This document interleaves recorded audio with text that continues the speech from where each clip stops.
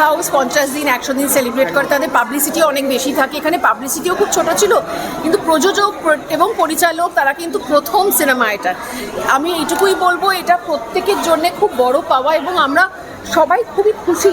কারণ একজন নতুন প্রযোজক যদি এই লড়াইটা লড়ে 50 দিনের মুখ দেখতে পারে, তাহলে আরও নতুন প্রযোজক আসবে। আরও নতুন প্রযোজক এলে নতুন পরিচালকরা সুযোগ পাবে, কলাকুশলীরা সুযোগ পাবে, যারা পেছনে ক্যামেরার কাজ করে, সামনে কাজ করে, সবাই সুযোগ পাবে, মার্কেটটা বড় হবে আর কি। এতদিন ধরে এই ছবিটা রান করবে এবং ছবিটার কন্টেন্ট ডেফিনেটলি ভালো লেগেছে মানুষের। আমাদের বাংলা ছবির যারা দর্শক, ছবিটা ভালো লেগেছে। তো আমাদের আমি যেটা অবজার্ভ করলাম সেটা হচ্ছে যে আমরা খুব বেশি পাবলিসিটি করতে পারিনি। মানে আমাদের প্রডিউসারের তরফ থেকে উনি যত্ন দিয়ে ছবিটা করার জন্য যা খরচ হয় সেটা করেছেন এবং তারপর ছবিটাকে টিকিয়ে রেখেছেন যাতে দর্শকরা দেখতে পায়।